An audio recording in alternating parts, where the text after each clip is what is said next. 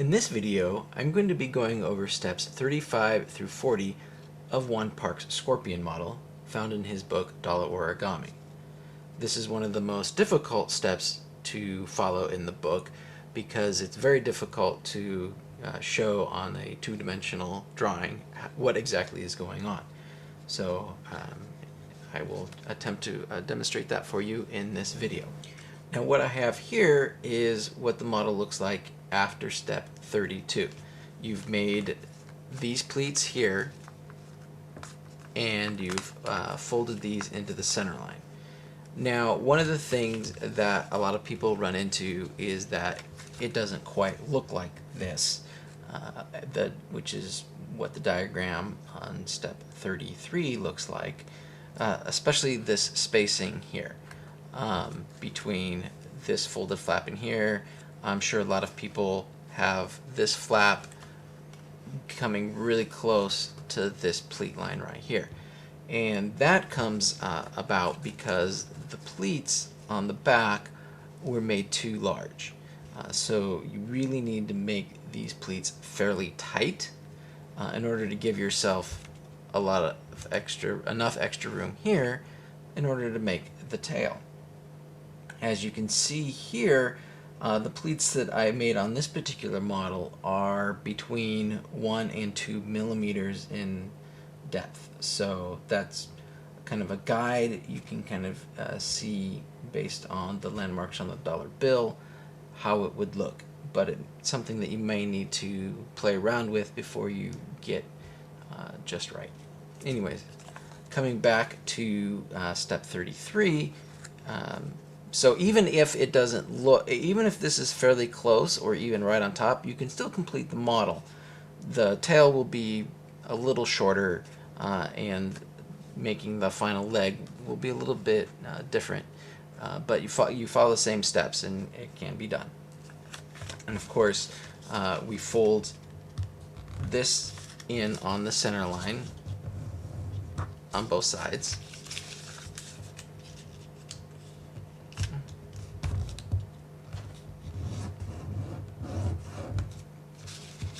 And we open it up and we then go ahead and replete the model, and this is where things start getting fun. Okay, so here we are on a slightly closer view, and starting at 35 we want to fold this down on the fold that we made.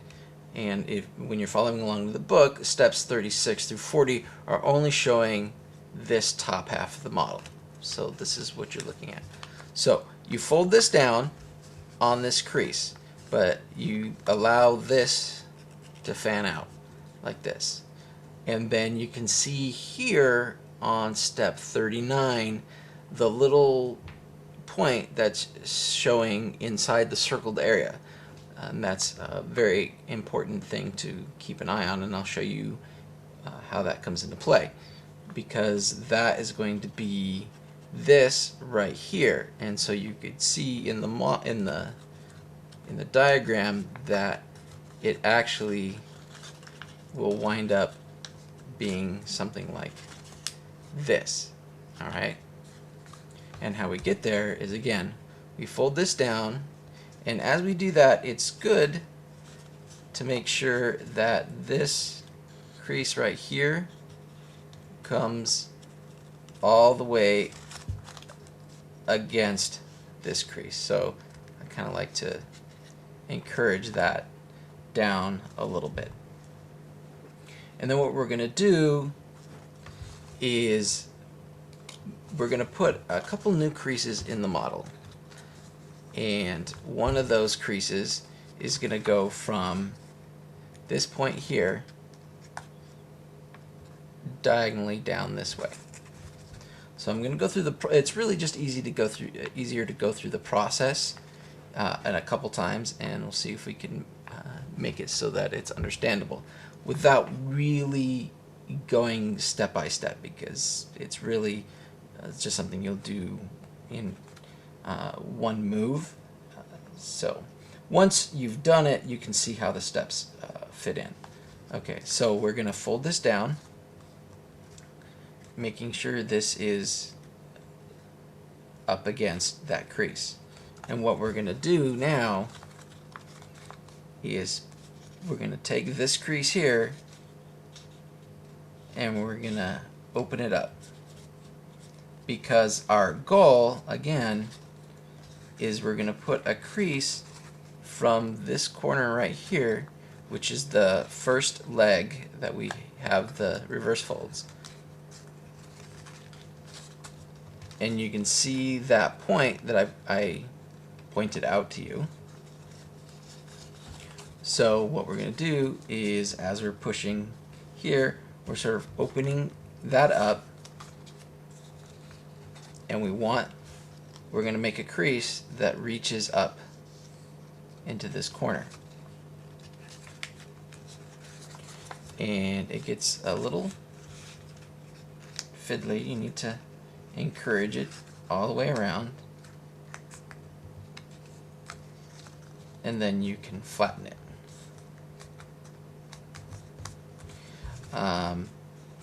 Where this crease lines up exactly is somewhat arbitrary. There's no landmark. Just as you work the paper, it'll start to lay in a certain position. And then, of course, you're going to take this structure and you're going to fold it in half from this point to this point.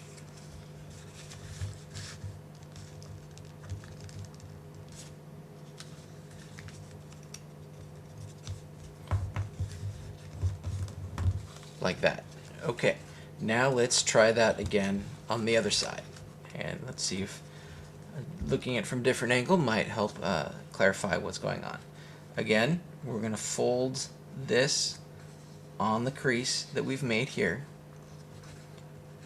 I'm going to hold it down, and we're going to allow that paper to fan out. And again, I'm going to encourage this to fold up alongside that edge. And then what I'm going to do is take this crease and start opening it up, while at the same time flaring it back like this. See how that's flaring back a little bit? And again, what I want to have happen is a crease is going to run from this corner flat against this edge, which is what happened right here. So we opened this up, brought this against the side, and we've pushed against this crease and also opened this up. And again, so you can see that point that I made reference to before.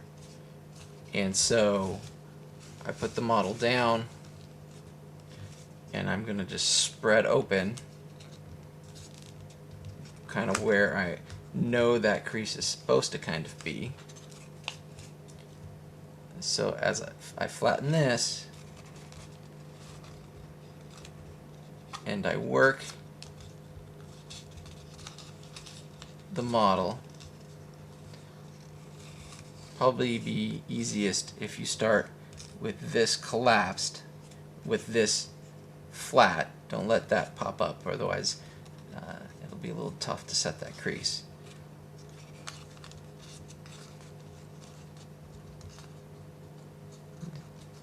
See how I had to pull the paper a little bit to get it to lay flat.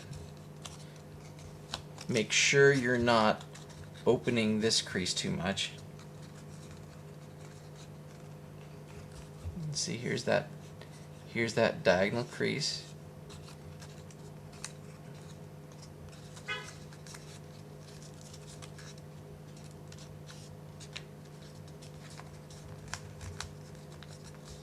And actually, this is the closest I've ever gotten to be symmetrical on the side. So I wouldn't expect these to line up. If you do, wonderful for you.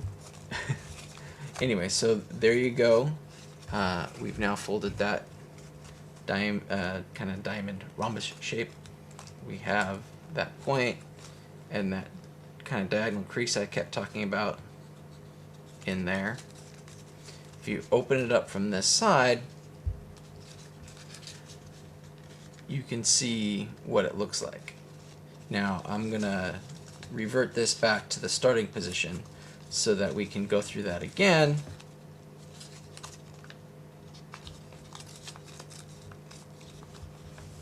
And do it slowly. But now you can see this crease in the paper that we will create.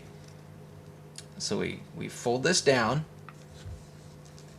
That crease isn't in yet.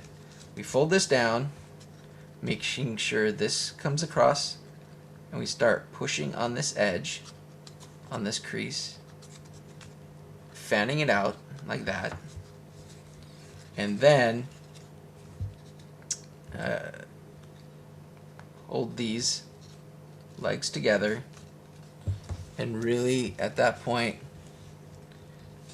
we're going to just start spreading it out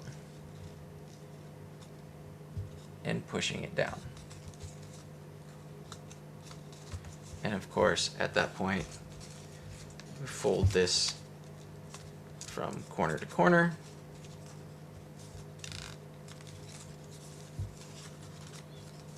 and we've now created the final set of legs while thinning the back for the stinger. And then we'll, of course, you'll fold it in, fold it out, and get yourself, hopefully, a really nice looking scorpion.